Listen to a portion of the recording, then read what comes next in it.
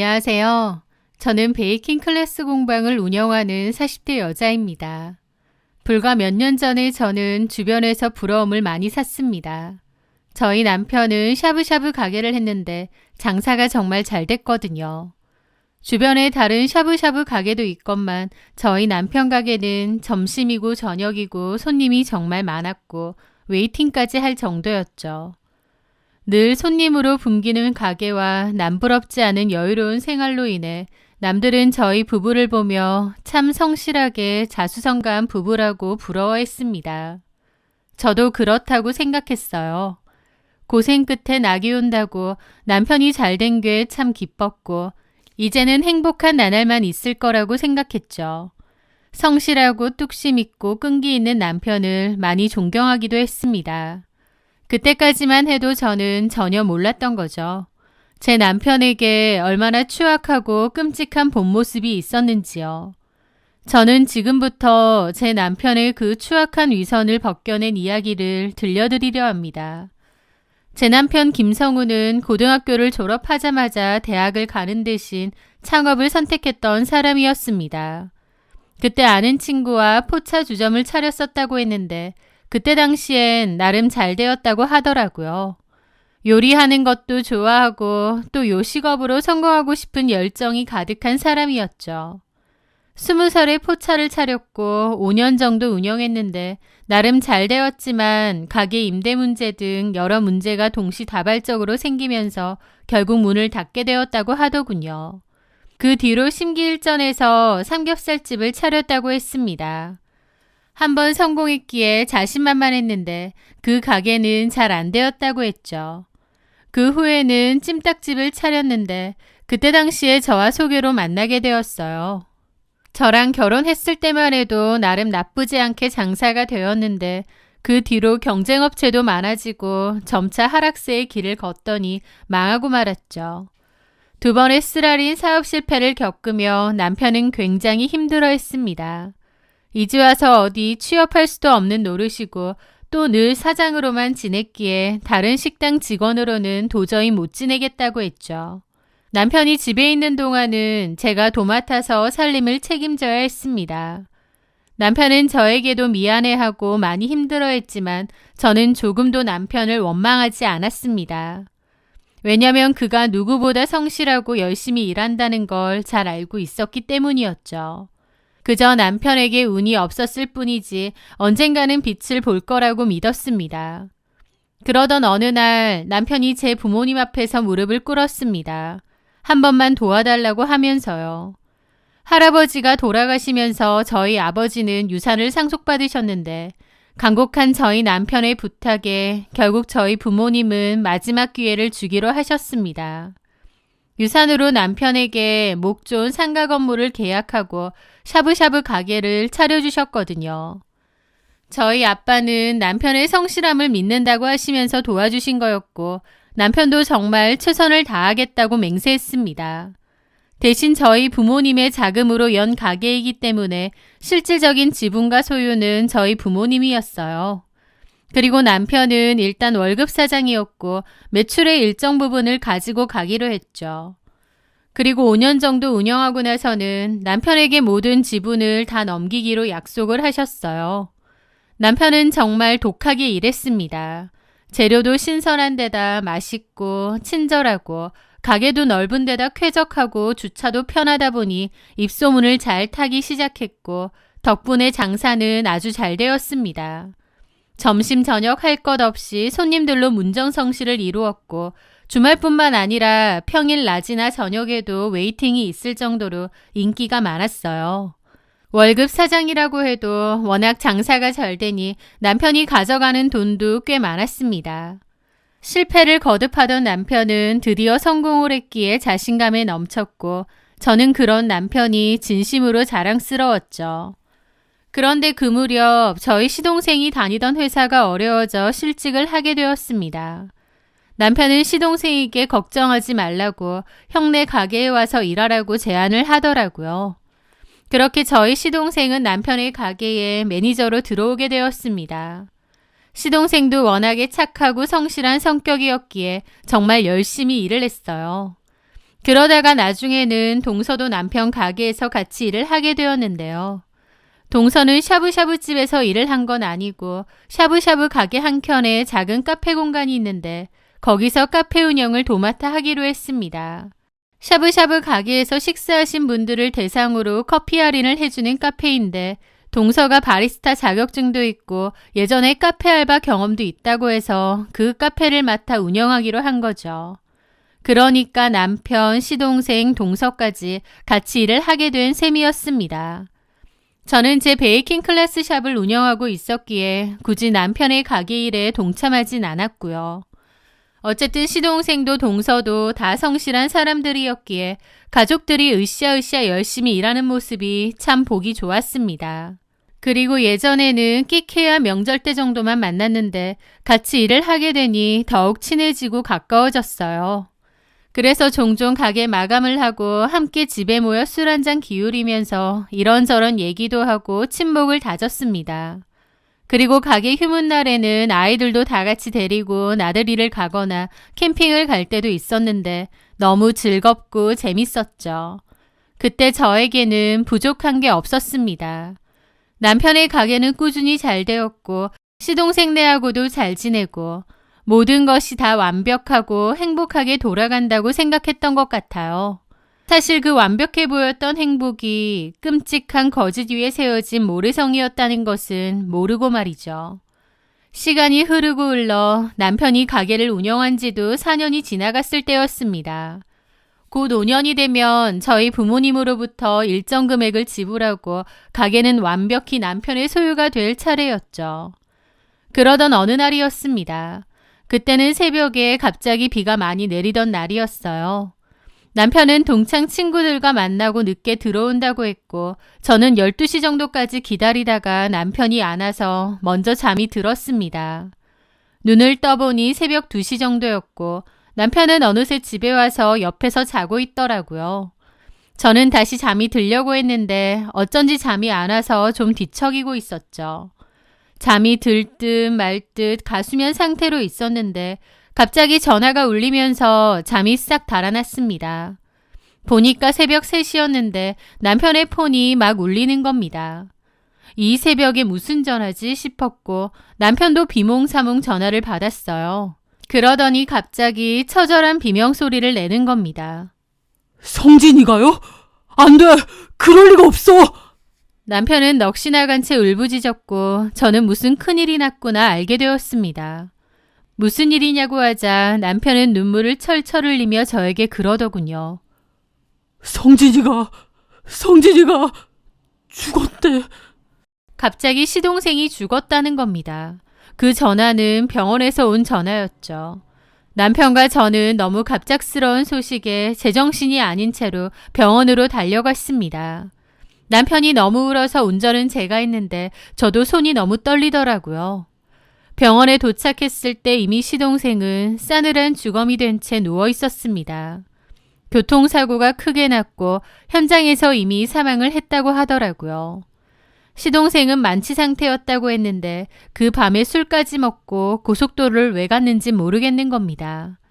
하여튼 고속도로에서 가드레일을 들이받고 그 자리에서 즉사했다고 하더군요. 너무나도 갑작스럽고 허망한 죽음이었어요. 불과 저번 주만 해도 같이 얘기하고 조만간 가족여행도 가자는 얘기를 했었는데 하루아침에 싸늘한 주검이 된 겁니다. 그것도 만취한 상태로 교통사고라니요. 아무리 생각해도 좀 이상하긴 하더라고요. 시동생은 평소에 그렇게 술을 즐기는 사람이 아니었습니다. 맥주 1캔, 2캔 정도만 먹는다고 했고 그마저도 모임이나 약속 아니면 잘 안 먹는다고 했어요. 그런 사람이 도대체 무슨 일로 만취할 정도로 술을 먹고 운전대까지 잡아서 죽은 건지 정말 이해가 되지 않았죠. 그 어떤 의문도 풀리지 않은 채 가족들은 넋이 나갔습니다.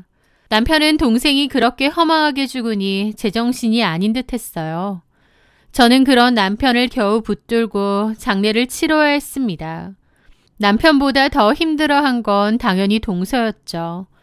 동서는 시동생의 영정사진을 붙들고 정신줄을 놓은 사람처럼 울부짖었습니다. 애들은 어쩌고 이렇게 가버리냐고 바닥에 주저앉아 가슴을 치며 울다가 실신하기를 반복했어요.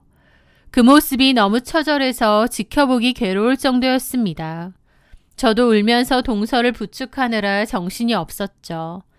사고가 있던 그날 원래는 시동생과 동서가 같이 퇴근을 하는데 그날은 시동생이 안 보여서 동서 혼자 퇴근을 하고 집으로 왔다고 했습니다.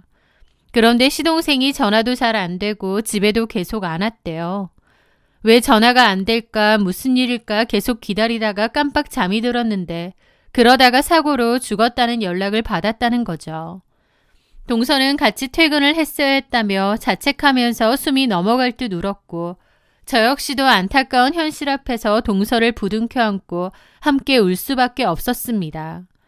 남편도 동서도 그저 망연자실에 있었어요. 남편은 형으로서 동생의 마지막을 지켜주지 못했다는 그 무거운 죄책감에 짓눌린 듯 장래 내내 식음을 전폐하고 초점 없는 눈으로 허공만 바라봤습니다. 그 일은 저희 가족에게 너무 끔찍한 비극이었어요. 한동안 모두가 힘든 시간을 보냈지만 남은 사람들은 또 살아가야 했습니다. 얼마 후 가게는 다시 문을 열었고 동서도 아이들을 생각해 억지로라도 기운을 차리고 일하려는 듯 보였죠. 그렇게 다시 살아가던 어느 날 남편이 제게 조심스럽게 말했습니다. 여보, 아무래도 재수 씨가 걱정돼. 성진이가 갑자기 저렇게 돼서 재수 씨가 혼자 애들 키우는 게 얼마나 막막하겠어. 그래서 말인데 내가 매달 300만 원씩 보내줄까 싶어. 애들 좀 클 때까지만이라도. 저는 그 말에 흔쾌히 동의했습니다. 우리가 도와줘야지. 가족인데.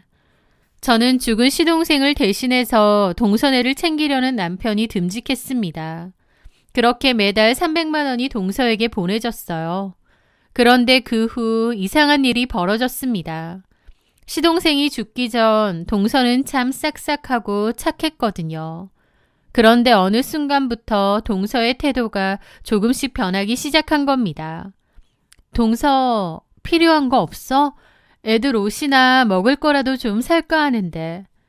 라고 안부를 물으면 됐어요. 알아서 할게요. 신경 쓰지 마세요. 라며 쌀쌀맞게 전화를 받더라고요. 동서는 여전히 카페에서 일을 했는데 가끔 마주쳐도 쌩한 얼굴로 인사도 잘 안 하고 그냥 고개를 돌려버리기도 했습니다. 혹시 나한테 서운한 게 있나 싶어서 조심스레 물어봐도 그런 거 없다고 냉랭하게 구는 거예요. 왜 그러는지 이해는 안 됐지만 또 한편으론 너무 큰일을 겪었기에 마음이 많이 힘들어서 그런가 보다 하고 말았습니다. 그러던 어느 날 남편이 급한 일로 동서에게 매달 보내주는 생활비를 늦게 보낸 모양이었습니다. 그날 저녁 남편에게 전화가 걸려왔고 저도 거실 소파에 같이 앉아 있어서 그 통화를 옆에서 들을 수 있었어요. 아주버니, 지금 장난하세요? 오늘 25일인데 왜 아직 돈이 안 들어와요? 저 카드값 내야 된단 말이에요. 라면서 카랑카랑하게 따지는 거예요. 그 순간 저는 제 귀를 의심했습니다. 이건 도움을 받는 사람의 태도가 아니었습니다. 당연히 받아야 할 빚을 독촉하는 것처럼 구는데 그 모습이 너무 낯설고 뻔뻔하게 느껴지는 거예요. 남편은 제 눈치를 살피며 미안해요, 재수씨. 내가 깜빡했네. 바로 보낼게요. 라며 쩔쩔 매는 겁니다. 전화가 끊기고 저는 황당한 기분으로 남편에게 말했죠. 지금 그거 동서야? 아니 근데 당신한테 무슨 말을 그렇게 해. 너무 심한 거 아니야? 무슨 떼인 돈 받는 것처럼. 카드값 내야 되는데 돈이 아직 안 들어와서 그런가 봐. 아니 이렇든 저렇든 우리가 꼭 줘야 되는 돈도 아닌데 무슨 빌려준 돈 받는 것처럼 저렇게 구냐고. 나 좀 황당하네. 동서 요즘 태도도 그렇고 좀 너무한 것 같아. 하지만 제 말에도 남편은 그냥 놔둬. 남편 잃고 재수씨가 지금 제정신이겠어? 얼마나 예민하고 힘들면 저래. 그냥 우리가 이해하자. 라며 저를 다독였죠. 저도 동서가 너무 힘들다는 건 잘 압니다. 하지만 자기를 위해서 도와주려는 저희한테 너무한 거 아닌가 싶은 거예요. 하지만 그래도 애써 동서를 이해하려 했습니다. 슬픔이 너무 커서 사람이 좀 변했나 보다 하고요. 물론 그 마음 한켠의 어떤 찜찜함은 사라지지 않았지만요. 그렇게 얼마간의 시간이 흘렀을 때였습니다. 저는 남편의 가게에 뭘 전해주러 들렀는데 따로 연락은 않고 지나가는 길에 들르게 되었습니다. 그때가 브레이크 타임이라서 손님이 없고 한산할 때였죠. 그렇게 주차를 하고 가게로 들어가려는데 문득 남편이 동서와 가게 뒤편 쪽으로 가는 게 보이는 거예요. 뭐지 싶어서 따라가게 되었죠. 갑자기 뭐 때문에 둘이서 가게 뒤편으로 갈까 싶고요. 그런데 큰 소리는 아니지만 분명 다투는 소리가 들리는 겁니다. 두 사람이 뭐 때문에 다투는 거지 싶어서 저는 좀 더 다가가 두 사람의 대화를 엿듣게 되었죠. 이번 달 안까지 500만 원 더 붙이세요. 저번 달에도 500도 보냈는데 이번 달도 그러면 어떡해. 내가 돈이 남아도는 것도 아니고. 참나, 돈 남아도는 거 아니었어요? 그래서 딴짓하고 다니시는 거 아니냐고요.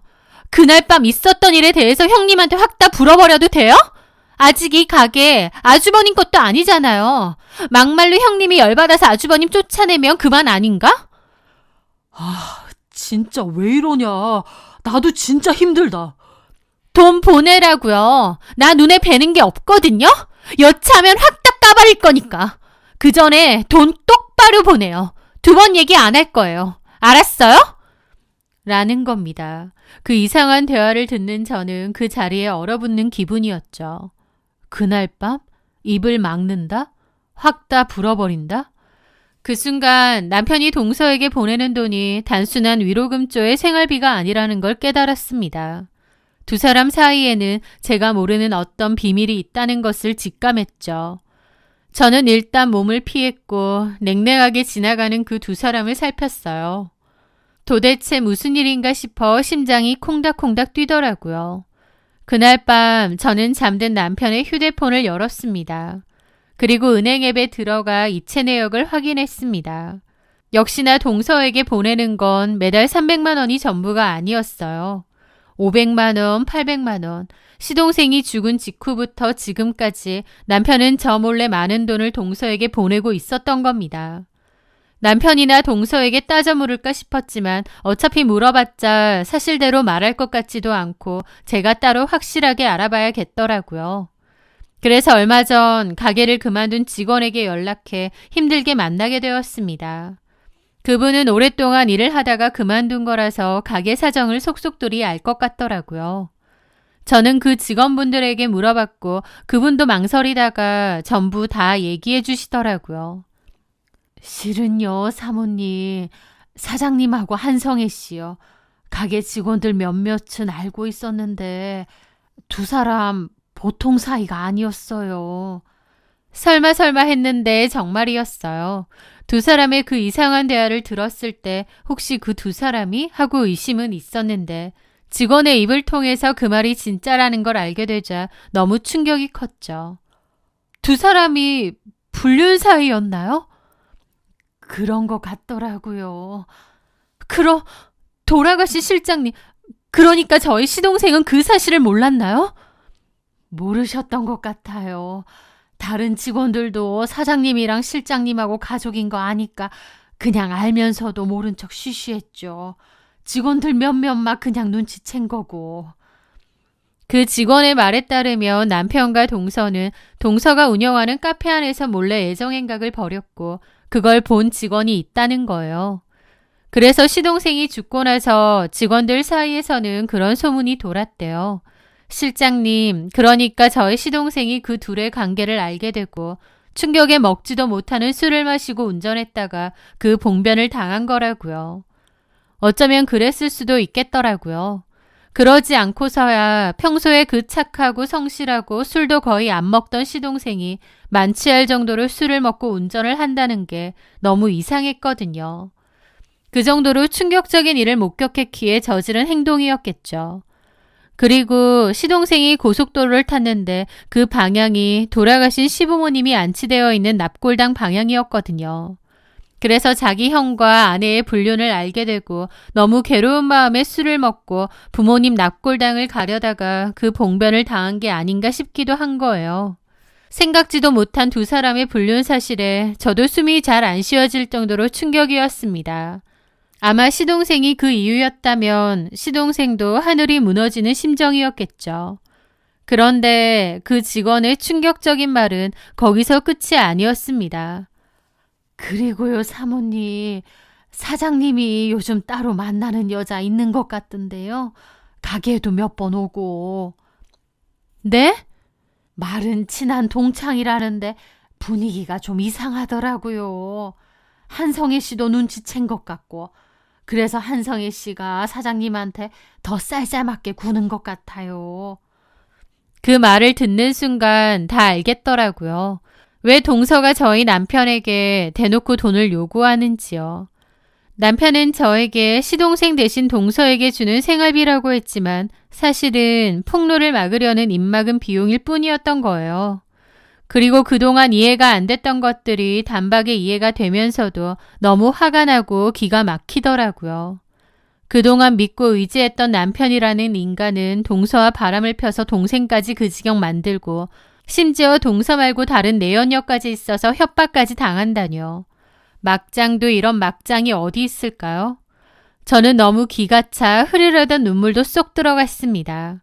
그리고 그 자리에 차가운 분노가 차오르더군요. 이게 다 사실이라면 도저히 남편이란 작자를 두고 볼 수 없었습니다. 저는 일단 티내지 않고 기회를 노려 남편의 폰에서 남편과 동서의 카톡 대화를 확보했습니다.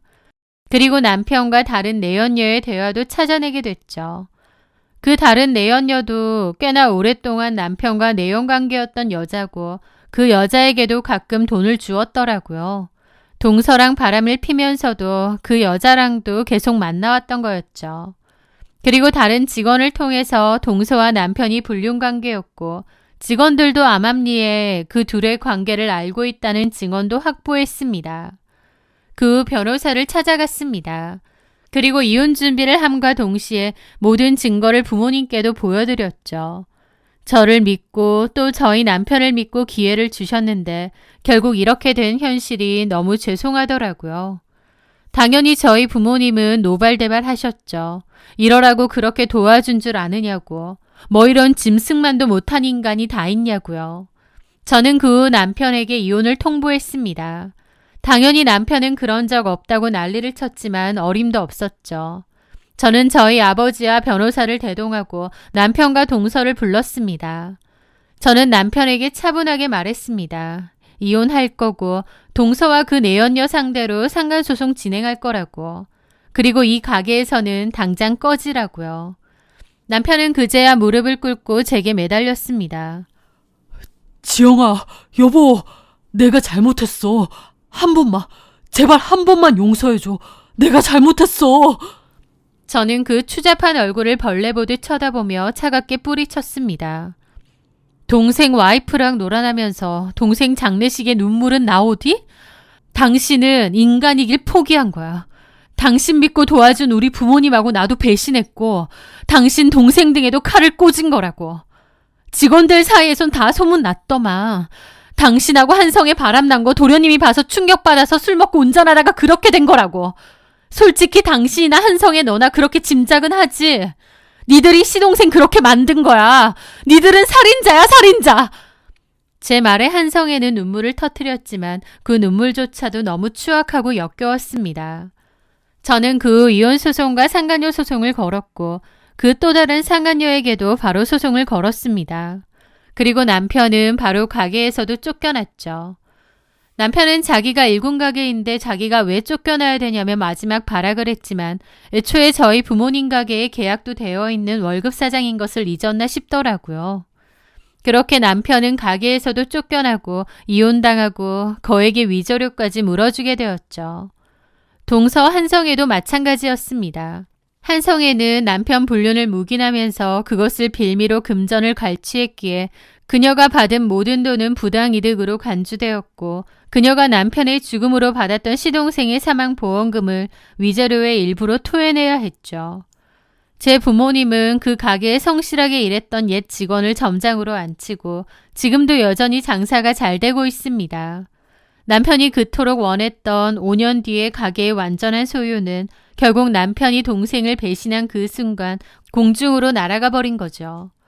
가족이라는 이름 뒤에 숨어 시동생을 죽음으로 몰아넣고 저와 제 부모님까지 기만했던 그 인간들. 그들은 스스로 지옥을 선택한 겁니다. 제 손으로 그들의 추악한 연극을 끝내고 제 평화로운 일상을 되찾게 된 것 같아요. 저에게 이혼당한 후 남편이 엄청 힘들게 지낸다는 얘기를 들었어도 아무 감정도 들지 않았습니다. 미움도 연민도 아닌 그저 무의 감정일 뿐이죠. 평생 동안 자신이 죽은 동생에게 또 저를 포함한 다른 가족들에게 무슨 짓을 저지른 건지 두고두고 곱씹으며 후회에 젖어 살길 바랍니다. 제 사연 들어주셔서 감사합니다.